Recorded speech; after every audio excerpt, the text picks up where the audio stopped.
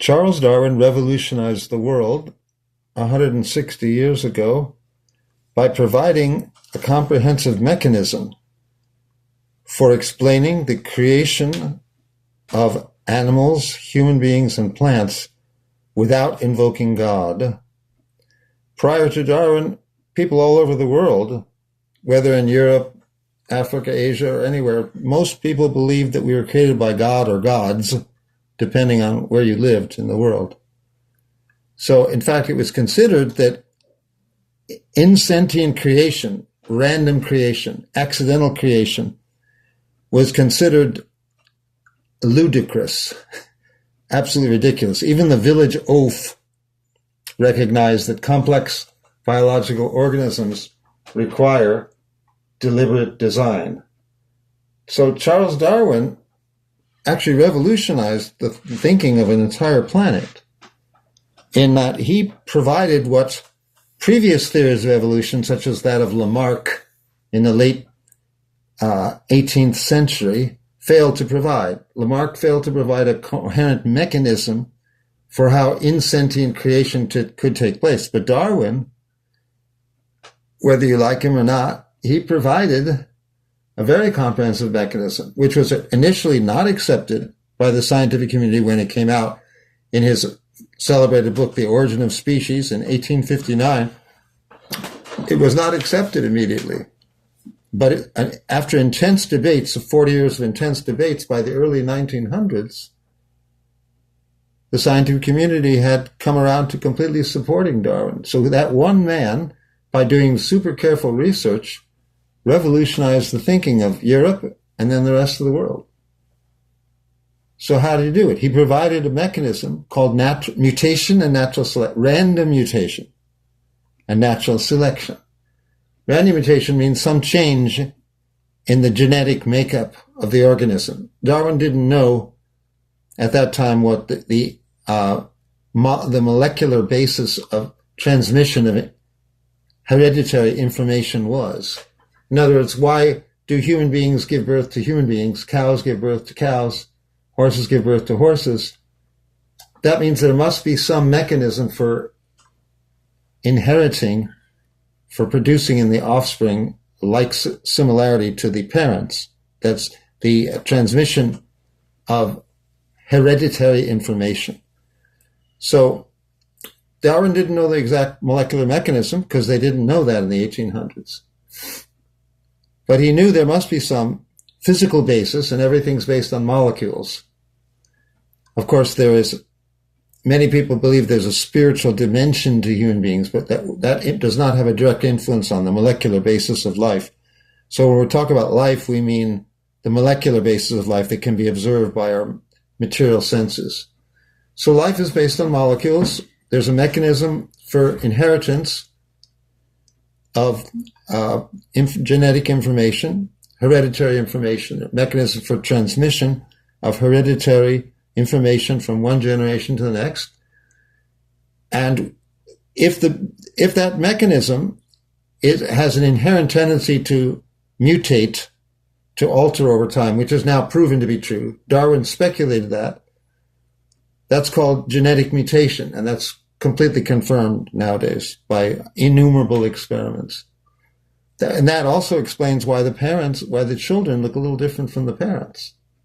Every new birth, every new human being born has about 100 mutations that were not in either of his parents.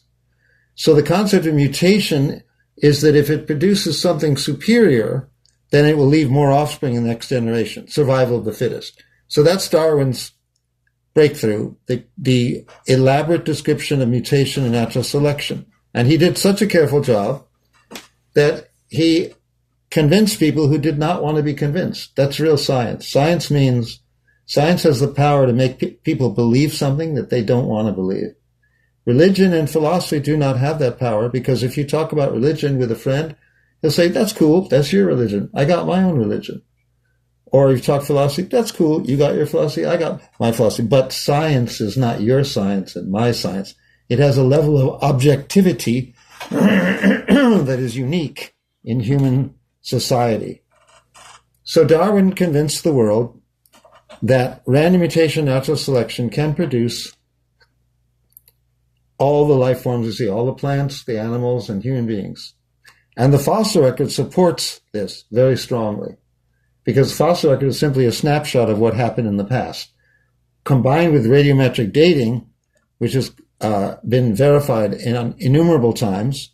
And its greatest verification is that the Puranas, which are entirely different, based on divine revelation, Sanskrit texts of ancient India, based on divine revelation, come up with the same dates as modern science. That makes the fossil record and the evidence of the fossil record and the type of animals and plants described throughout the history based on the fossil record, that makes that knowledge unassailable, unassailably strong. So, but here's one thing that was actually never proven. The whole thing sounds really strong and watertight, but there's one element that was never proven. That's the element that mutations are actually random, and that random mutations and natural selection, along with another item I'll explain, another aspect of the modern Darwinian theory called stochastic genetic drift. I'll explain that in a minute.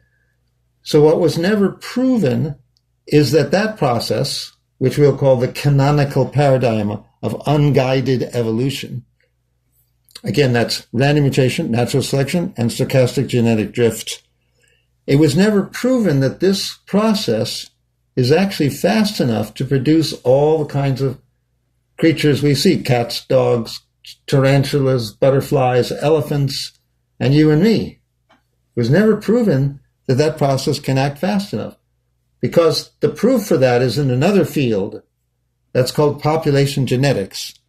And population genetics is a very sophisticated mathematical discipline, and it only reached perfection, by which I mean the ability to actually calculate how long it takes for a particular biological adaptation to accumulate and to become fixed in a population. That sophisticated level of math was only available in the 21st century. So now there's something new in science, and it's very powerful. The new thing is there's a kind of scientific discipline, namely population genetics, that allows us to determine, to actually test the age-old belief, or the 100-year belief, that Darwin's theory, or the modified version of it, modern version of it, is actually fast enough to do the job. That's not clear. That was an article of faith that was never proven. So now, see, science has progressed a long way since Darwin's time. And it's now possible, it actually exists right now, the possibility to test this in great detail. And that's what I have undertaken to do. This that we have recorded now is basically an introductory video. We have a long written article by me on the subject, and another video, which will be at least 45 minutes, probably longer, that goes through all the gory details. But this video we're doing right now is just intended to let you know about the work in a somewhat user-friendly mode of speaking. The other one is a little more technical, not so technical in my view. It could be understood just like stochastic genetic drift, which I promised to explain. So I'll do that now. It's not really a very hard concept. It just sounds, see, the point about modern science is, in order to get a big salary at a university and to get big grant money from the government, you have to create something that common people don't understand. Because it's not understandable, you create other words. Actually, you take words from Latin and Greek, stochastic. That's the art, like the doctor. They talk about nephrology. That means kidneys, how kidneys work. Or terminal renal disease. Renal, nephros is two words for kidney. Why don't you just say kidney? Well, you don't get as big a salary that way. So there's a motive. It's in every field. The practitioners of a field, like in martial arts or medical doctors, they always create a special jargon so that they stand out as someone knowledgeable. That's how you create a prestige. In this age, prestige and advertising is the main game, even in science. So stochastic genetic drift is a very simple thing. Let me now explain it. It's most easily explained by an example. Imagine a race of antelopes in which 90% of the members could not run faster than 30 kilometers per hour. Only 10% of them could run 40 miles per hour. So you got these two kinds of antelopes in this group of antelopes, a population of antelopes. One day a virus infects all of the fast antelopes, and within a few weeks, all of them die out. The only surviving antelopes now are the slow type. Thus, the fast-running genotype no longer exists in the population. It simply doesn't because of random or stochastic events that are they're not deterministic like natural selection. Thus, the faster-running genotype, that means the genetic makeup of antelopes, no longer exists in the population. Since the shift in genetic makeup had eliminated the faster antelopes, the genetic makeup is said to have drifted from the former makeup to the current makeup. That is what is meant by stochastic genetic drift. Since genetic drift is based on random, or stochastic just means random. Since genetic drift is based on random or stochastic events, its outcome is not determined in advance. Rather, the outcome could have a variety of different results depending on the vagaries of nature. Now comes a pretty radical thing. Actually, there is no reason to believe that anything in the physical world is random. The word random is only used when the underlying causes are so complex that it is impractical to take them into account. For example, enormous numbers of air molecules are constantly colliding with one another. To determine the position and trajectory of each molecule moment to moment is utterly impractical. So physicists use large-scale concepts to characterize the atmosphere, such as temperature and pressure. Those are simple things we can all measure. The temperature of a room or the pressure, the air pressure. When you fly in an airplane, your ears pop because you're going to a higher elevation above the earth where the density of air is lower. So that's the pressure, the air pressure is lower. So you have to have a pressurized cabin on an airplane. And if the pressurized cabin is broken, that's when the oxygen masks drop down. You put on your oxygen mask. Very practical. So physicists use large-scale concepts to characterize the atmosphere, such as temperature and pressure. This is the thesis of a branch of physics known as statistical mechanics. So all that's clear and straightforward, right? Now I have to introduce the very strange thing that most people don't know about, but is highly important, because classical mechanics, consisting of statistical mechanics and electromagnetism, has been invaded by a new kind of physics called quantum mechanics. Actually, it was invaded 100 years ago, but it's so sophisticated that it took time to get well known in human society. Now everyone knows that quantum mechanics has inherent randomness as a fundamental concept. At least they think that. They think that people have been forced by the empirical evidence of quantum mechanics, such as the infamous double-slit experiment. They think that this has revolutionized classical physics by forcing us to accept the bizarre concept that the subatomic world is inherently ambiguous or inherently random. This, however, is a misconception. At the same time that the orthodox formulation of quantum mechanics was being created in the 1920s and 1930s by Werner Heisenberg, Niels Bohr, Wolfgang Pauli, John von Neumann, and Erwin Schrödinger, an alternative paradigm was created by Nobel laureate Louis de Broglie, known as the pilot wave model of quantum mechanics. Since the pilot wave model predicts the same experimental results as the orthodox formulation of quantum mechanics, it is just as viable as the orthodox formulation. Why, then, is the orthodox formulation of quantum mechanics taught in physics classes throughout the world, whereas the pilot wave model is largely neglected? The answer is that the most eloquent and outspoken authors of the orthodox formulation of quantum mechanics, namely Niels Bohr and Werner Heisenberg, were mystics at heart. So they chose a mystical interpretation of the double-slit experiment based on the concept that a single subatomic particle travels through both slits simultaneously. In other words, they seriously proposed the bizarre concept that a subatomic particle has no position until it is subjected to a position measurement. What does this have to do with your bio-argument? Oh, it's very important. Because I talk about stochastic genetic drift or random events. People have to understand that there is no random. There's nothing random. That's theism. That's the real concept. This is Mayavadi stuff. Bohr and Heisenberg were deep Mayavadis. They're mystics, but they're Mayavadi mystics, not devotional mystics. We can cut it out if you don't like it. But I was just curious. A learned person will wonder. We can chop all this stuff out.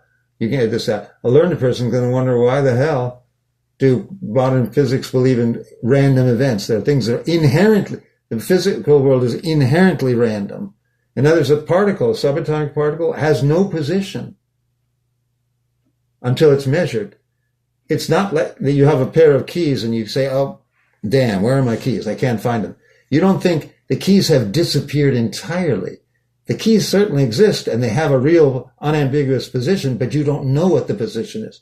That's classical statistical mechanics. It's like the keys don't exist until I look at them. Right. That's utterly weird and bizarre and totally. That's why, see, the atheistic mystics love quantum mechanics because it's mysticism without God.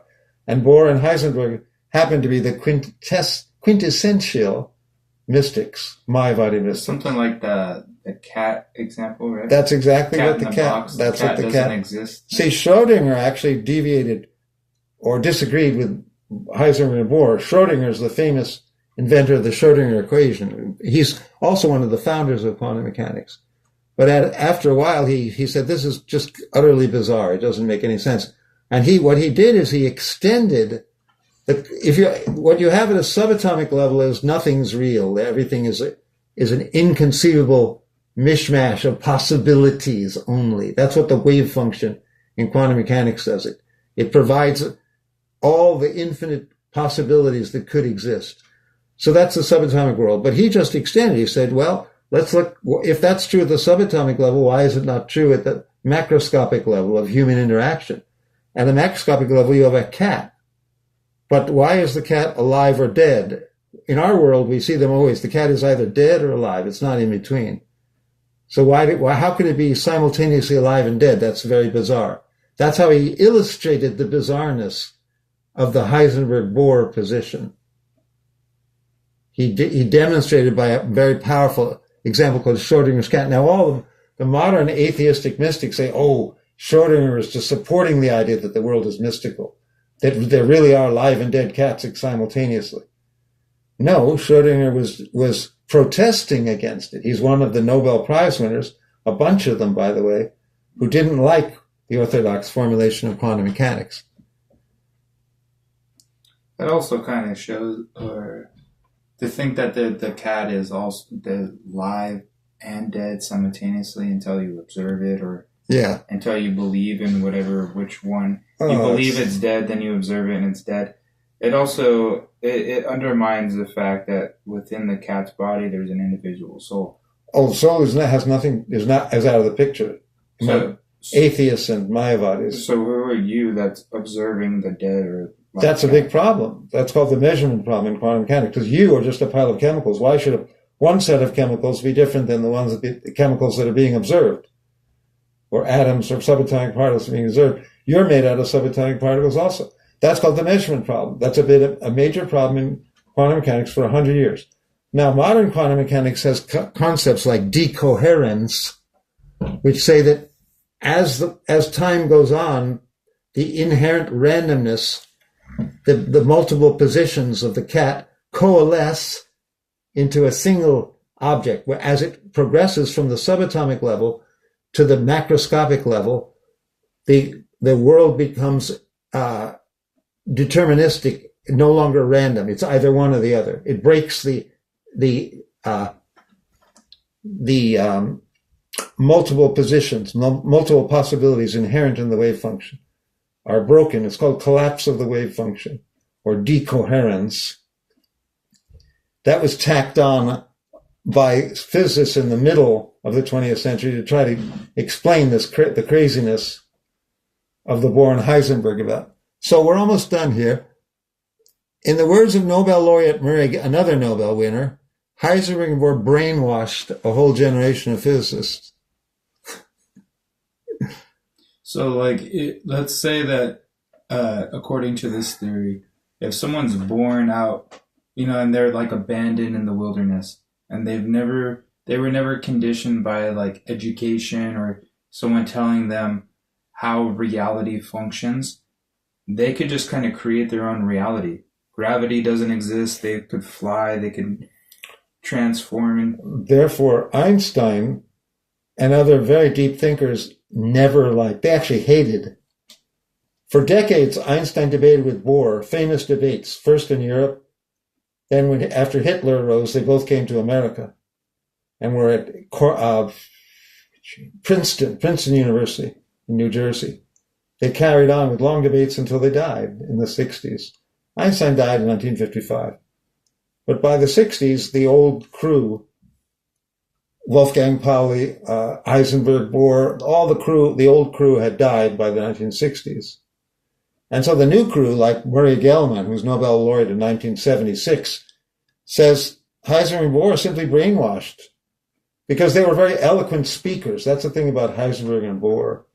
They were outgoing, they were charismatic, they were expert orators like Hitler. They could fire people up. So this is not, unfortunately, this is a social aspect. Physics is supposed to be hard science. This is the unfortunate thing, that hard science is subject to social factors. Einstein was more reclusive. Of course, he also gave lots of lectures around the public and stuff, but he was not as charismatic as these guys, especially at the crucial point in history where they were preeminent. So what I'm trying to get at is one never had to accept the bizarre concept of inherent ambiguity at the subatomic level. That was never required. They chose to accept that based on experiments like the double slit experiment, because they found there was an interference pattern on the background behind the slits, even when a single particle went through, not more than one. So they said that single particle must somehow be in many places at once so that it can produce an interference pattern on the screen behind the slits. But Louis de Broglie, another Nobel Prize winner, who's he's kind of not noticed, although he did get a Nobel Prize for his work. He has the pilot wave model, which means a real particle with real position. That's what we mean by a real particle. No inherent ambiguity in its position or momentum. It goes through one slit only, but there's a pilot wave that goes through both slits. The interference of the pilot waves is what produces the interference pattern on the screen behind the double slits. Just as valid, it produces the same experimental results as the orthodox version of quantum mechanics. But it has a clear conceptual framework. That's why Einstein liked it. That's why other Nobel Prize winners like it very much. So,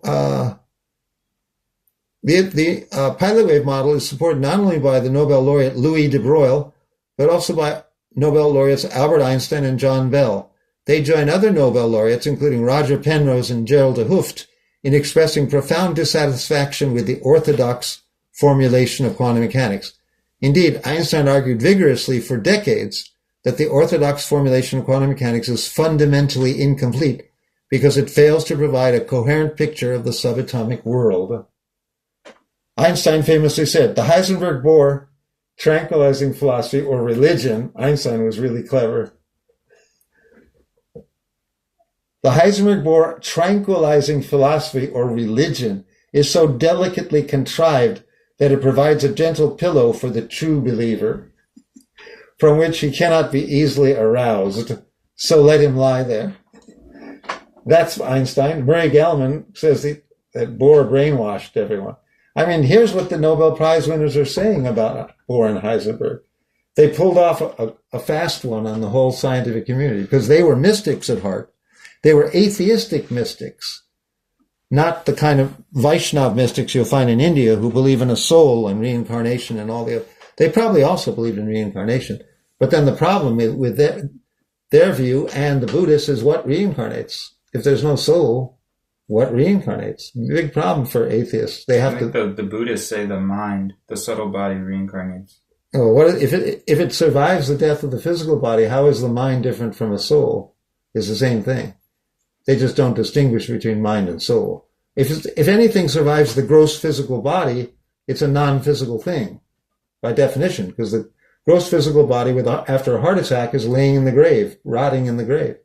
The mind is non-physical. That was the view of the 19th century or the 18th century, or Descartes in the 16th century, that the mind is fundamentally non-physical. That's not the view of modern biology, neurobiology, or philosophy. The modern view is mind is a word for electrochemical events in the physical brain. And I'm just saying that's what the Buddhists say. Who knows what they say? And there are different kinds of Buddhists. Yes, okay, they say, some Buddhists say that the mind reincarnates. But that's, okay, you can say that, but how is the mind then different from a soul? The concept of a soul is that which, a non-physical entity that survives the death of the body. That's what a soul is. They just use the word mind for it, for soul. That's their take on it. Okay. In summary, it is a misconception that the orthodox formulation of quantum mechanics has forced us to accept the bizarre concept that the subatomic world is inherently ambiguous. Rather, an equally valid interpretation, the Pilot model, has existed as long as the orthodox formulation, and the former provides a clear conceptual picture of the subatomic world in stark contrast with the latter, which lacks such a picture. So that's a little taste of some of the technicalities involved in the subject. I don't think it's difficult to understand. It is involved, but so is repairing your car. It's an involved thing. You got to know what a camshaft is, and a crankshaft, and rocker arms, and valve lifters, and spark plugs. You got to know what those things are if you're going to repair your car. Any technical subject is like that. Or if you want to learn a foreign language, you have to discipline yourself to learn. Any learning requires something. Now, the reason why, now we get to the final point. The reason why you would invest the energy to understand this molecular biology, population genetics, and quantum mechanics is that it has a profound effect on how you're going to live your life. Because if God does not exist, the whole point of all this argumentation is to prove the existence of God. So if God does not exist, you would live a very different life than if God does exist. If God does not exist, do whatever you feel like. There's no judgment. There's no one watching you, watching your sins, defining certain things as sins and other things as virtues, punishing people who cause pain to others by the law of karma. That changes the whole ball game. If that's actually going on, you'd lead your life in a very different way. For example, you might want to think twice about eating meat because you're causing pain to another living entity. And in the Vedic paradigm, all animals have a soul in them, just as a human being. There's not much difference between a human being and a cow, fundamentally, or a cat or a dog. They're intelligent, you can see. They're not as intelligent as humans. They have intelligence, they feel pain. If you step on your dog's foot accidentally, it yelps in pain. They desire things like affection and love. They're playful as we are. It's pretty obvious to any clear thinker that if there's a soul in a human being, there must also be soul in animals. That means if you slaughter an animal just for your taste, because you don't need to, you can live a healthier life, in fact, without eating meat, just to be a lacto-vegetarian. So if you slaughter an animal just for the satisfaction of your tongue, you're violating the laws of karma, the laws of nature, which are just as strict as gravity and other laws of nature that we universally acknowledge. So when you violate the laws of karma, you suffer in the future. That's why some person is born blind or someone is born retarded. That's a very cruel thing. And if there's a God, that's unacceptable unless the God is arranging for you to get the karma that you deserve. So karma and reincarnation allow you to answer difficult questions that many religions don't answer. Namely, why is a child some children are born into rich families with high intelligence, good physical features. They live a happy life. They look good, so they attract the opposite sex. They get to fulfill all their desires. Some people will argue that karma just is basically putting blame on the victim. You're making the victim into basically the bad guy. Yeah, if you don't believe in God, then you also you can throw out karma. It's just random. Then we're back again here. That's the point I spent so much. Why did I spend so much energy talking about randomness? The only physical theory in the history of mankind that postulates fundamental randomness is quantum mechanics. So I had to prove that that's wrong. That's a misunderstanding of quantum mechanics. In a theistic worldview, nothing is random. Everything's under personal control. So if everything's under personal control, then you have to ask, why did the person, namely God, arrange for these things? And then the only sensible answer is, if you don't want to say that God is whimsical and cruel and sadistic and randomly makes people suffer, rather, for a theistic worldview, it's very simple. God is neutral and impartial, but he observes all your actions. If you harm others, then the law of karma, which requires a person to institute, practically, the law of karma, operating under personal control, dictates that some people will suffer and others will not. Very simple, very logical, very comprehensive and complete philosophy. That's the Vedic philosophy. So it cannot be proven by science. Karma. Until now. How can karma... Well, first step, okay, Rome wasn't built in one day. The first step is to prove there's a God in charge of everything. That's the missing link in the philosophical argument. As soon as you prove that God exists, then you're forced, unless you want to believe God is a cosmic sadist and he loves to make people suffer. Obviously, you become a sadist if all your desires are unfulfilled. You're angry and frustrated, but God cannot be frustrated and angry. He gets whatever he wants. So as soon as you believe that God exists, let's be very clear and rational. Let's be ruthlessly rational. As soon as you acknowledge that God exists, then you're dealing with a hard question. And God controls everything. That's what we mean by God. We don't mean an impotent God who can't get it together to run a universe. We mean a God who controls everything. That's the omniscient, omnipotent God. Benevolent. Omnipresent. The omnipresent, omniscient, and an omnipotent God who is benevolent. He's a nice person. That's the classical definition of God. So, and that's the only God that anyone ever really believes. You don't believe that God is a cosmic murderer or punisher or sadist. That's not the God that people believe in. So if God is a nice guy, then there are people born in Africa, children born with syphilis. They live a whole life of horrible suffering, or malaria.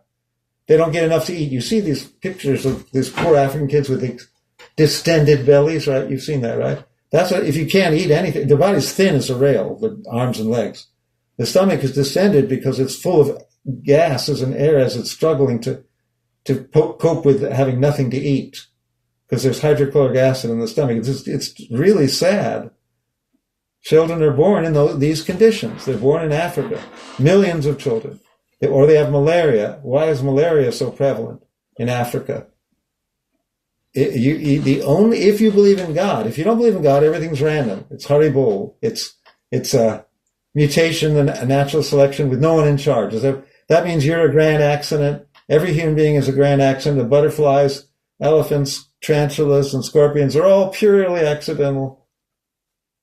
Now that is why I've gone through all the energy to show that nothing is accidental. Nothing is random, and the creation of life is not accidental. It's under personal control. That's the point of this video. The motive behind the video is a deep philosophical conclusion. God exists, and it behooves us, therefore, to try to come to come to terms with who God is and what he's doing. Because if there's a person with unlimited power that controls you, that gives you karmic reactions, and you're going to have to suffer if you do things that omnipotent person doesn't like, then you're stupid if you don't investigate what he likes and what he doesn't like and try to see if you can mold your life. Okay, maybe it's a little unpalatable, right? Okay, there's some superhuman guy with unlimited powers, and he's telling me that if I don't do this, I'm going to suffer. That's a little unpalatable. But what's the alternative? Is the atheistic, materialistic worldview that when you're dead, you're finished forever. No more chance to enjoy. You're never going to eat a pizza. or spaghetti ever again. You're never going to see a movie ever again. You're never going to do anything ever again, forever. That's your alternative. I'd rather not exist than have to go to hell for billions of years. You don't have to go to hell. The Christians are saying you go to hell for billions of years. That's not... I'm presenting the Vedic alternative. The Puranas say stuff like that also. Not billions of years. Never do they say that. The time spans... The time in which you go to hell, like if for Hitler has slaughtered millions of people, or Stalin killed even more people. So in the Vedic paradigm, they go to hell for some time. We don't know how long. There's never a statement anywhere in the Puranas that says how long you go to hell for. If you kill a cow, for every hair on the cow, you have to... I forgot exactly. Oh, that's right. Okay, that does imply. But let's add it up. How many hairs? There's not more than 1 million hair on the body of a cow. And then, yeah. And that's not a hellish birth. That's back on the earth as a cow you're born. No, it's that's not in hell. We can check. It's in the 5th canto. Okay. Now, another point, since you're asking, in the 3rd canto, it says that time travels much faster on lower planets, travels slower on higher planets. So the time actually goes by very quickly. This is a deep subject, but the clear point here is some religions, and it's not even clear that Christianity or Jesus originally taught this. I'm not an expert on the Bible, but there's many people who have studied it say that the Bible was modified by politically motivated people. So the concept of going to hell forever is not really original to Christianity, and it's definitely not in the Vedic paradigm, which is what I'm presenting, the Puranic or Vedic paradigm. Not going to hell forever is not part of the Puranic paradigm, and I doubt whether it was really part of what Jesus taught, to be honest.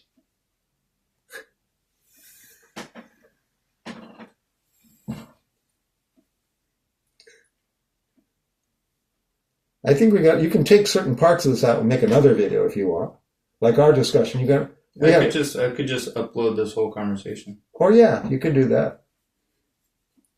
But if you want pictures to go with it, you're going to have a lot of work to do. It's not going to be pictures. It's just going to be a conversation. Yeah. Kind of like a podcast type of conversation. Or yeah, you can keep your statements too. We're interesting. Your statements and my answers to your questions. Yeah. It's all very instructive stuff. See, a theist must challenge quantum mechanics because it's atheistic and nihilistic and Mayavadi. Is quantum mechanics even taken seriously academically? Oh, for sure it is. It provides the atomic spectra. It tells you why your shirt is white, why your pants are gray, why these pants are blue. It answers questions that no other branch of science can answer. That part's like useful, but the whole part where you basically are creating your own reality. That's the philosophical interpretation of quantum mechanics. The Bohr-Heisenberg Mayavadi interpretation of quantum mechanics. Is that, or the New Age? I don't know if Bohr and Heisenberg even agreed with that. What they said is they weren't sure what collapses the wave function. See, here's what's really going on in quantum mechanics. We have to be clear about this. Quantum mechanics says that at the subatomic level, nothing is clearly defined. All possibilities exist. And the possibilities are inscribed or characterized by what's called the wave function. It's a mathematical concept. It just has everything, like a live cat and dead cat simultaneously. A star that's exploded and a star that's not exploded. You're wearing a blue shirt instead of a white shirt. You already died from cancer. You died in one universe, but in a different universe, you're still alive. So quantum mechanics simply includes all possibilities in what's called the wave function. But we never see that. Here's the problem. The quantum mechanical subatomic, the orthodox formulation of quantum mechanics by Heisenberg and Bohr was that all possibilities exist, but at the macroscopic level, that means the level of human beings and elephants and dogs and horses, the macroscopic level of reality, you never see inherent ambiguity. A person is either dead or alive. He's not both at the same time. The concept that they're both at the same time came from Bohr and Heisenberg's flawed interpretation of the double-slit experiment. They saw that a single particle went through both slits at the same time. They thought. And that's why they said the particle has no clearly defined position, and by analogy to the particle, everything else about the world has no clearly defined position or inherently ambiguous.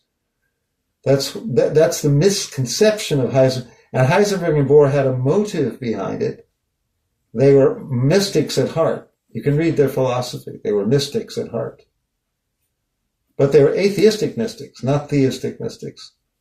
So, but Albert Einstein and other great physicists I mentioned earlier never bought into it. They never accepted that. And Louis de Broglie, to his great credit, he was French, and the other guys were German. So the Germans were a little arrogant. They ignored all the other scientists from the other countries. It was like a clique. They spoke German, and German was the language of science at the time. But Louis de Broglie was a Frenchman, but he was actually sharper. He was actually smarter.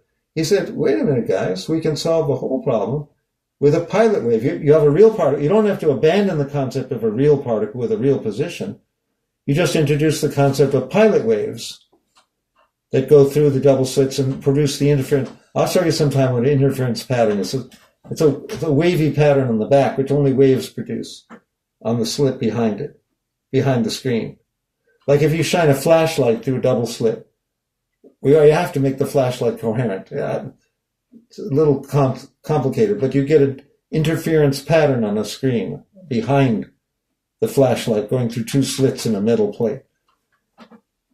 You have to have coherent light to do that. Ordinary light, flashlight is not coherent. A laser beam provides coherent. Coherent means it's all the same frequency or all the same wavelength. So the point is, because Heisenberg and Bohr were mystics at heart, they chose an interpretation of the experimental evidence that was mystical. And the Mayavadis in New Age, they love it. Nothing's real. They extend that. The New Age people extend that to the idea that you create your own reality with your mind. Very simple question. Why do I have a toothache? Did I want to? Oh yeah, you wanted to have a toothache. That's what you wanted. Why did I have kidney failure? I actually wanted to have kidney failure. Oh yeah, I did. Oh, that's really interesting, guys. I just don't remember. That's cool. Don't worry that you don't remember ever making the decision. No, you create your own reality. Oh, great, guys. I'm kicked around by a football, by the material energy, and I'm God, essentially. I become God. God creates reality. Quantum mechanics has just been twisted by Mayavadis and mystics of that sort to support an atheistic Mayavadi worldview. When Louis de Broglie showed that's not necessary at all. He had the pilot wave model. 1926, he published it. In 1952, after all, because Louis de Broglie was kind of a humble guy, and Heisenberg and Bohr, they got on his case. What is this nonsense? This pilot wave? What crap this is? They booted him out of the camp, and he was French anyway, didn't speak German. So it's I'm not sure, maybe he spoke some German. In those days, all the scientists spoke German. But anyway, he was not part of the club. So he got kicked out. Well, Einstein was German, and he was part of the club, and he protested. He said the pilot wave is much closer to reality, and this inherent subatomic ambiguity is the weirdest, most bizarre concept ever.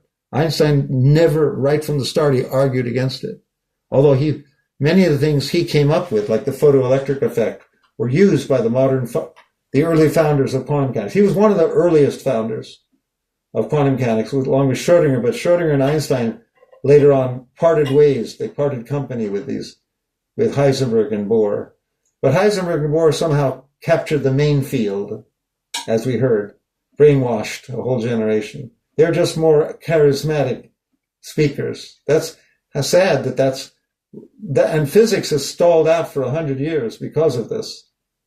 No serious progress has been made in quantum mechanics for the last 100 years. Okay, sure, we have now decoherence and other fancy terms.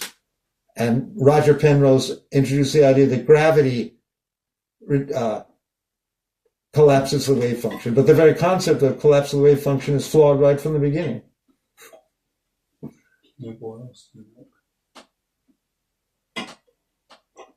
So it's very interesting to see the social aspect of a discipline that should be purely rigorous and scientific. That's why my initial training was in physics, but I became disenchanted by physics. And there's another reason that's even worse, is that to actually test any of the theories of modern physics, like string theory, You need energies that are higher than energy that can be produced on the Earth. You need particle accelerators that are larger than the Earth. And people have already balked at the CERN, or the Large Hadron Collider. They had to shell out $100 billion for that. Yeah, people are starting to say, wait a minute, do I really want to pay trillion? And the next one has to be much bigger. Has to be trillion. Do I really feel like paying trillions of dollars? And even after that, it's still not big enough to answer the real questions about the Big Bang and the origin of fundamental particles like quarks and the Higgs boson. The fundamental particles of physics, they can't test it, the theories involving them, because the energy levels are higher than that which can be produced on the Earth. So that combined with the social, or the quantum hegemony of Bohr and Heisenberg brainwashing people, that makes physics not as attractive as it seems at first. We should understand what's really going on here. Politically motivated or ideologically motivated desires should never be part of a hard science like physics. Never. But the history shows that they were.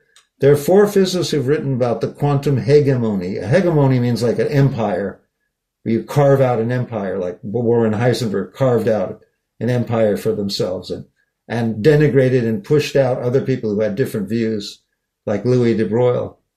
There have been 4 books on that, in fact. One is Quantum Mechanics at the Crossroad by Bacigalupi and Valentini, 2 physicists who wrote about this in a very eloquent book. Quantum Mechanics at the Crossroad, published in 2009. Another book is by some other physicists, Dürr, and I can get all the references later for you. They wrote Quantum Physics Without Quantum Interpretation, something like that. Because in other words, to separate fact from fiction. They're also protesting against Heisenberg and Bohr. And John Bell, a Nobel Prize winner, famous in physics, he wrote a book called The Speakable and Unspeakable in Quantum Mechanics, published by Cambridge University Press in 1987, where he talks about this, the foolishness of ignoring Louis de Broglie. So there you have it, sad truth about history of physics. The objectivity is not as powerful as you would think at first glance.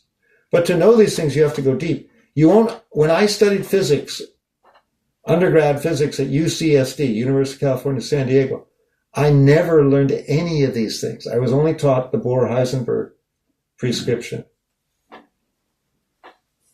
And I thought it was very weird. I had trouble understanding it. Then I read Einstein and Bell and all these other people, and they also did. They said it's not only is it ununderstandable, it's crazy and bizarre and cannot be understood because it's wrong. So my difficulty in understanding it, and Bell writes this in his book, he says, I was afraid because I just didn't understand quantum mechanics. And then he says, well, I found out that Einstein also, in fact, Einstein not only didn't understand, but didn't agree with it, which is heresy of the highest order. So that's interesting. But still, despite all this, science in general is superior to other disciplines, which have worse speculation, like philosophy, worse social, ideological and social influences on pure understanding.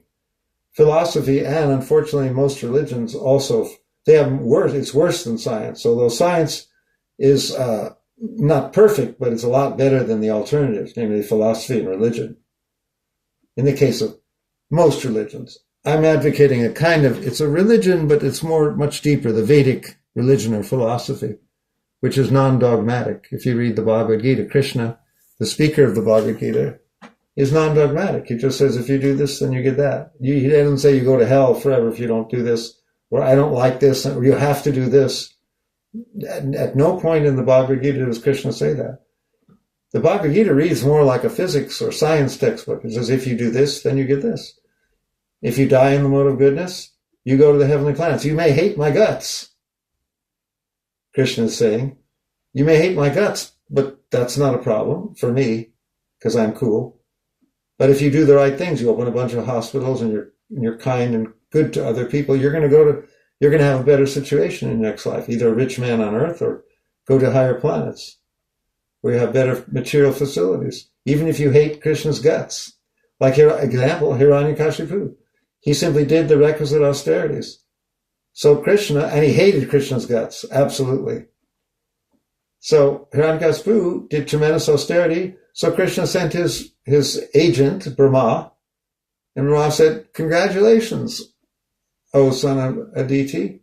Or I think, was it Diti or Aditi? I think Diti, that's right. Diti is the mother of the Daityas. Aditi is the mother of the Devas.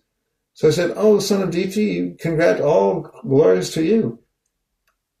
Your austerities have borne fruit. I'm going to give you a benediction." So Hiranyakashipu said, "Oh, Lord," Brahma, who's addressed as Lord because he's an agent of the real Lord, Krishna. So he said, Hiranyakashipu said, "Make me immortal, that I never die, literally immortal." And Brahma said, "You know what? I'd have to die. So this is one thing I can't do, but I can give you a lot of other benedictions, so choose something else."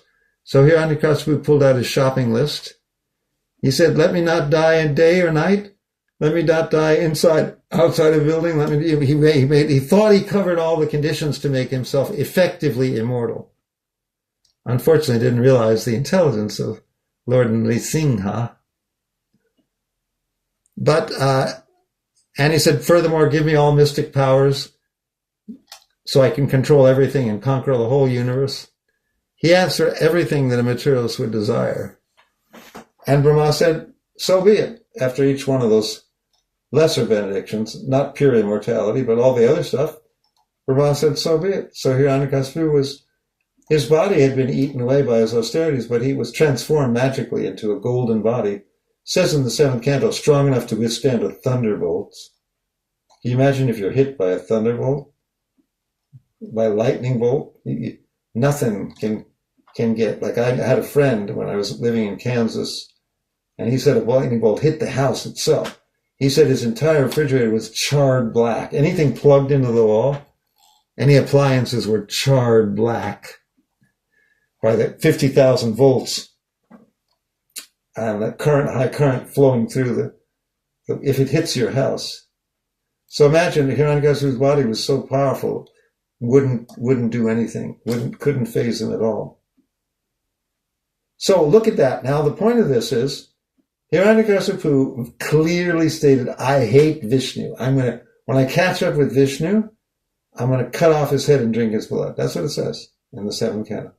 He hated Vishnu's guts, but Vishnu gave him all kinds of powers beyond any you could imagine. All the materialists on this planet had nothing compared to what Hiranyakashipu had. So the point is, Krishna in the Gita says, if you do this, then you get that. Doesn't matter if you love Krishna or not. If you do this, Krishna is recommending that there are certain universal principles, namely law of karma, and if you follow them, even if you don't like God, God is so kind, he'll give you good results. You can go to the heavenly planets and enjoy with the apsaras in the Nandana garden, like every good materialist. And you don't have to work at Walmart. You don't have to show up for work Monday morning. No, you're just playing. All you do is have fun and play if you go to Swarga. And according to the amount of meritorious deeds, how many hospitals you opened, how many starving children you fed, that's the amount of time you get up there, which is generally very long. Tens of thousands of years is the shortest span of life in the heavenly planets, like on Chandraloka. 10,000 years, that's the shortest. And many of the Devas live for hundreds of millions of years. Indra reigns for a Manvantara, 300 million years. The materialists can't even imagine drinking somaras. The bodies don't smell bad. So that's how kind Krishna is. That's my point here. That a theistic worldview doesn't have to be as unpleasant as the modern Christians offer you, which is going to hell forever, heavy punishments, one lifetime only. If you don't get it together, if you don't surrender to Jesus in one life, you're gone forever, not just a long time.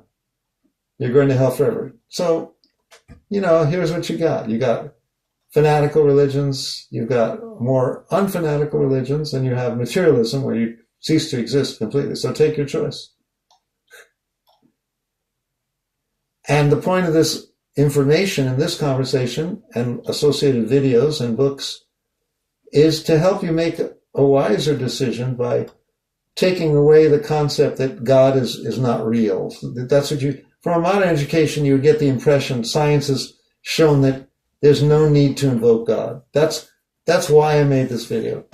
Science, most people believe science has shown that there's no need to invoke God. Random mutation, natural selection, and genetic drift can account for the origin of all species on Earth. No need to invoke God. So what I'm showing in this video is that no, random mutation, natural selection, and genetic drift cannot produce complex biological structures within the age of the Earth. You need time periods thousands of times longer than the age of the Earth.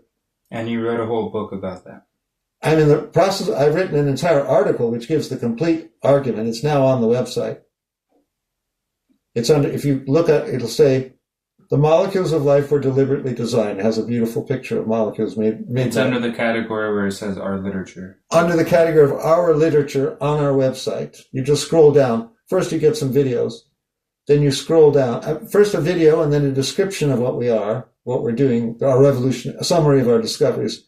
Then you get to a next. Scroll down a little more, and you get to a page which says our literature. And then on there, there's a bunch of interesting things. All of them are interesting there. But the relevant one for this conversation is called "The Molecules of Life Were Deliberately Designed." We can have conversations like this regularly and just record and then upload them. We'll get umpteen minutes worth of stuff. Yeah.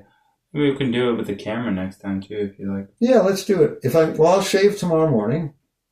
I think whatever. If you shave or no, I gotta shave because my mentor, my boss, and soon I'm going to be a penniless beggar.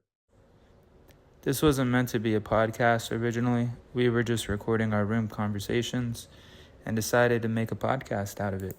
So please like the video, subscribe to our channel, and share it with your friends. Thank you very much.